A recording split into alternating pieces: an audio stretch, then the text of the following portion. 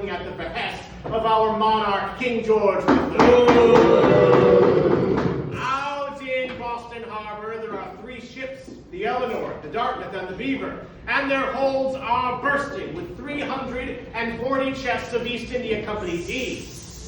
Now the law states that each of these vessels has 20 days to unload this tea and pay the tax upon it. Tomorrow, good people, is the 20th day for the vessel Dartmouth, making this town meeting, this meeting of the body of the people, your last chance to effect events in our day. Here, here! Now, earlier this day, ship owner Francis Roach was sent all the way to Milton Town, where there cowers our esteemed royal governor, Thomas Hutchinson. By the governor's name! A man who abandoned the cause of the people years ago. Yet it is he, and only he, who can give permission for these vessels to sail back to England with that cursed tea still on board. We cling to this final hope, and we await his response, for if that tea is landed, friends, then you will all be forced to pay an unjust tax on tea. And now, as if we need any reminders at all, this is hardly the first time the Crown has taxed us. For only 8 short years ago, in 1765, Lord Grenville and Parliament saw fit to tax our letters, our newspapers, our ink, and our pens under the Stamp Act. Even our marriage licenses and our death certificates. Now, as we all know, death and taxes are displeasurable enough on their own, but only those in Parliament would stoop so low as to combine the two together. Now, in response to these outrages, many of us took to the streets of Boston Town in protest. One was Thomas Porter. Where is Thomas Porter? Oh, Mr. Porter, there you are. Pay attention, sir. My God. What have you to say on the Stamp Act? Be heard. Parliament not only taxed our paper and ink, they even taxed our playing cards and dice! Shame on them.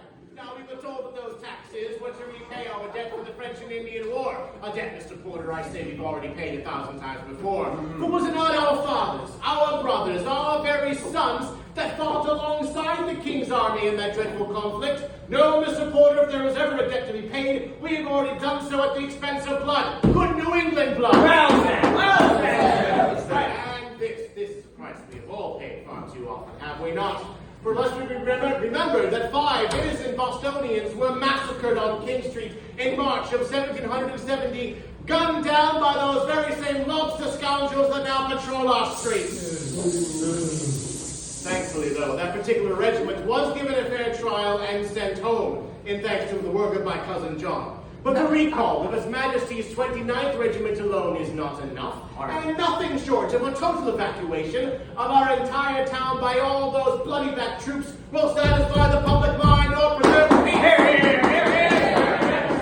But our huzzahs, our hears have fallen upon deaf ears in Parliament, for more taxes came. Having grown tired of taxing all of our paper, those in Parliament next saw fit to pinch our pewter candlesticks, our paint, our glass, our lead, and our tea, all taxed, under the name of a man we thought to be our friend in Parliament, the good Lord Charles Townsend. Fine Townsend's name. Now, there are others in this hall of a like mind, besides the dangerous Thomas Porter. Where is James Brewer? Ah, now that's a face I recognize amongst the throngs assembled here. Now, James, I heard tell that your house needed new windows. How did you pay for them during the town's I did not pay for them. I had to choose between new windows or putting food in my family's belly.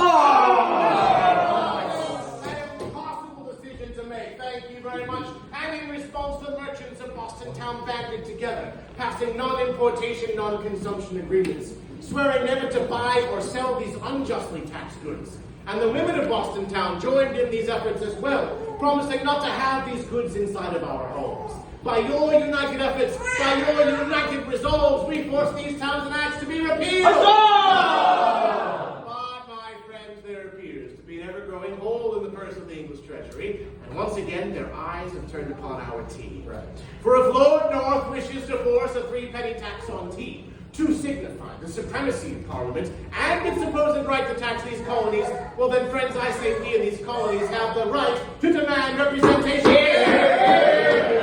Magna Carta of 1215, our Charter of 1691, these are the very fonts of our British liberties, and they state plainly enough that no British subject can be taxed without consent of their representatives in Parliament. And if they expect us to pay taxes as Englishmen, to go to war and fight as Englishmen, well then do we not all deserve the same basic rights as Englishmen? And if they strip us of that legal right to representation, they have no right to force more duties upon us, and we have no duty to pay. We must all cling to the spirited words of James Otis Jr. himself that echoed from State House Square and rang through these beloved colonies like a trumpet from heaven.